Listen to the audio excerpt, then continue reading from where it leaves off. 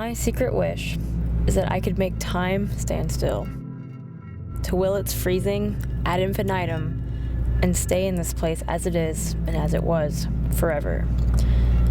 Losing things can be unbearable. We lose socks, pens, receipts, and sometimes people. But do we often lose them in time? It was the late 1980s. My dad was a businessman, working for nothing and trying to feed his family. But back then, I was led to believe that he was a time cop and his divine mission was to save the future from the past. By doing this, he protected us by protecting the world.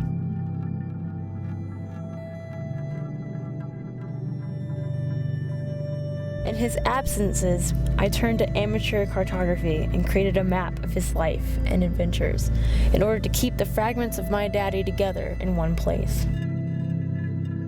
To my delight, he would sometimes help me make sure it was accurate and up to date.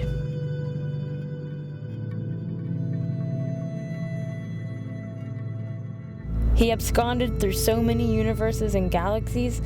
I made so many versions of the map and only ended up remembering a few instances, like when he traveled to the Las Vegas to defeat the horrid robots from the future that had invaded the 1950s Las Vegas, Nevada. He single-handedly destroyed them with his mind.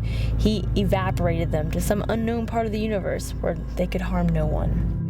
He also hopped into an alternate universe where the great city of Atlantis still existed. Their culture was dying there, however, after many centuries of prosperity, and so they required the assistance of my dad, time cop extraordinaire, to get them out of disrepair. Regardless, the best part was when he came home, because it was always usually a surprise. There was no telling when he would materialize, and this made it the sweetest of times for me. I knew I'd see you again, but just didn't know when. I know. But I'm here now. Oh. And I missed you. I think, though, that Mom didn't like his secret life. She and Daddy would get in fights occasionally when he returned intensely. I remember waiting for it to end each time. I can barely recall what was said, but maybe I don't want to either. But it was so good when he was home. Even if it wasn't always spending time with me, I could sleep easy knowing he wasn't in a dimension far, far away. The tall tale of my father is very colorful and comforting in my mind, like a favorite pillow, but even things like that tear and fade.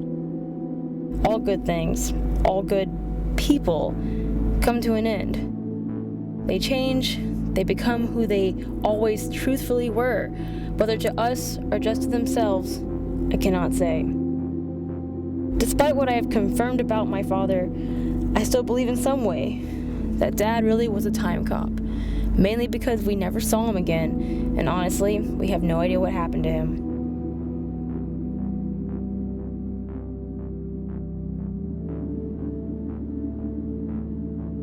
We tried having him found by the police, but nothing ever came up. In my thoughts, I see him stuck in time, unsure where he went wrong, but also still unable to find his way home to us. To me.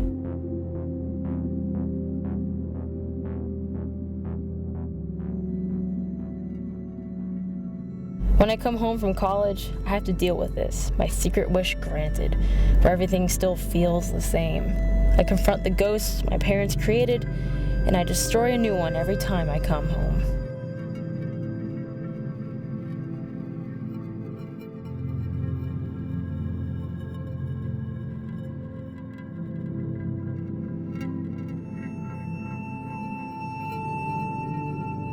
And unlike most tall tales, not many people destroy the hero and accept the reality of his humanity.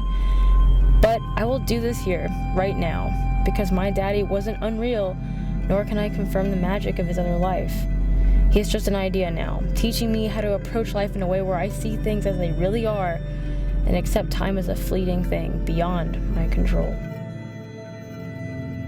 What I have learned, most importantly though, is that people, no matter how larger than life and unbelievable they become, stay alive in our minds, no matter how far away they may be.